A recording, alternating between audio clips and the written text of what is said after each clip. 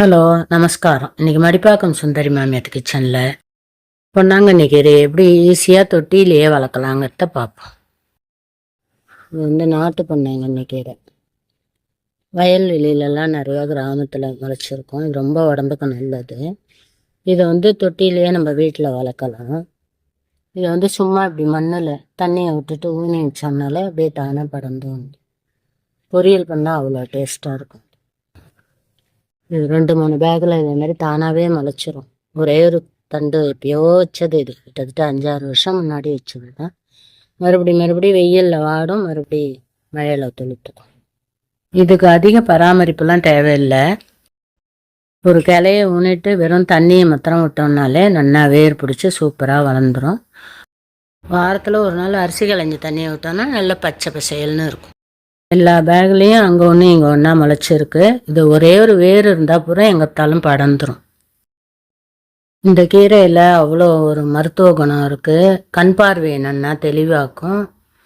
அது மாதிரி முடி வளர்ச்சிக்கு கூட நல்லது அப்படிங்கிற எண்ணெயில் காய்ச்சி தடவிட்டோன்னா முடி நல்லா வளருங்கிறாங்க. இந்த பொன்னாங்கண்ணி கீரை உடம்ப நல்லா குளிர்ச்சியாக்குமா. அதே போல் இளைச்சி இருக்கிற குழந்தைகளுக்கு இந்த கீரையில் நம்ம பொரியல் கூட்டு எல்லாம் செஞ்சு கொடுக்கறத உடம்பு நல்லா தேறி நல்ல ஹெல்த்தியாக ஆகிடுவாலாம். அதனால் குழந்தைகளுக்கு அடிக்கடி செஞ்சு கொடுக்கலாம். இப்போ இந்த கீரையை வச்சு சிம்பிளாக ஒரு பொரியல் எப்படி பண்ணலாங்கிறத பார்க்கலாம். ஸ்டவ் ஆன் பண்ணிவிட்டு வானல் அடுப்பில் வச்சுட்டு 1 ஸ்பூன் அளவுக்கு எண்ணெய் விட்டுருக்கேன். ஒரு பாதி காஞ்ச மிளகா போட்டுருக்கேன். ரொம்ப காரம் வேண்டான்னு. 1/4 ஸ்பூன் அளவுக்கு கடுகு, 1/4 ஸ்பூன் ஜீரகம். இப்போ கடுகு ஜீரகம் நல்லா பொரியட்டும்.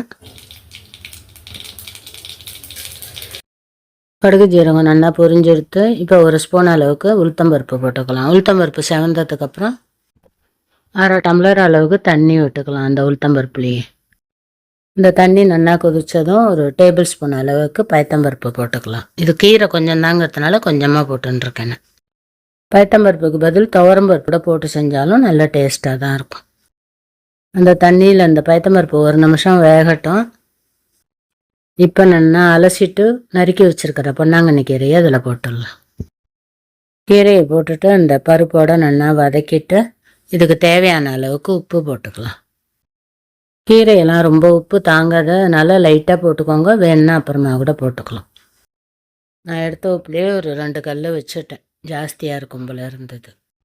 ஒரு 1/4 ஸ்பூன் அளவுக்கு மஞ்சப்பொடியை போட்டுட்டு நல்லா கீரையோட கலந்து விட்டுடலாம். அடுப்பை சிம்மில் வச்சுட்டு ஒரு 5 நிமிஷம் வெந்தால் போதும். அந்த கீரை உடனே வெந்துடும். வெங்காயம் வேணுன்னா கூட இதை நம்ம கடுகு உளுத்தம்பருப்பு தாளித்த உடனே வெங்காயத்தை பொடியாக நறுக்கி போட்டும் செய்யலாம். நல்லாயிருக்கும். வெங்காயம் பிடிக்கிறவா அது போலையும் செஞ்சுக்கோங்க. அப்பப்போ ஒரு நிமிஷத்துக்கு ஒரு தடவை கலரி கொடுத்துட்டே இருந்தோம்னாக்கா 4 பக்கமும் ஒத்தாப்பில் வெந்துடும். நம்ம விட்ட தண்ணியெல்லாம் நல்லா வற்றி கீரையும் நல்லா வெந்துடுத்து பயத்தம்பருப்பும் ஓரளவு நல்லா வெந்திருக்கு. உங்களுக்கு இதை விட இன்னும் சாஃப்டாக வேணும்னா வேக வச்சுட்டு கூட பயத்தம்பருப்பை சேர்த்துக்கலாம். பொரியலுங்கிறதுனால இப்படி இருந்தாலே நல்லா இருக்கும். கடிப்படம் வாயில் டேஸ்ட்டாக இருக்கும். இப்போ ஸ்டவ் ஆஃப் பண்ணிக்கலாம். லாஸ்ட்டாக 2 ஸ்பூன் தேங்காய் துருவி போட்டுக்கலாம். தேங்காய் போட்டு இன்னும் நல்லா டேஸ்ட் கூடுதலாக இருக்கும். தேங்காயை போட்டுட்டு நல்லா கலந்து விட்டுடலாம். 1/4 ஸ்பூன் அளவுக்கு சர்க்கரை தூவிண்டோன்னாக்க இந்த கீரை கொஞ்சம் கடுக்காமல் இருக்கும். சாப்பிட்றதுக்கு நல்லா இருக்கும். சர்க்கரை வேணுங்கிறவா தூவிக்கோங்க, இல்லாட்டா அப்படியேவும் சாப்பிட்லாம். நல்லா தான் இருக்கும். 48 நாள் இந்த பொன்னாங்கண்ணி கீரையை தொடர்ந்து சாப்பிட்டு வந்தோன்னா கண் பார்வை நல்லா தெளிவாக இருக்கும்.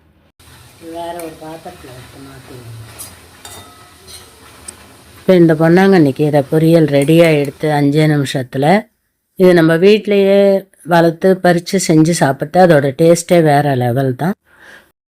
நஞ்சு இல்லாத நல்ல கீரையை சாப்பிட்டோங்கிற ஒரு திருப்தி இருக்கும். இந்த வீடியோ உங்களுக்கு பிடிச்சிருந்தா லைக் பண்ணுங்க, ஷேர் பண்ணுங்க, சப்ஸ்கிரைப் பண்ணுங்க. தேங்க்யூ ஃபார் வாட்சிங்.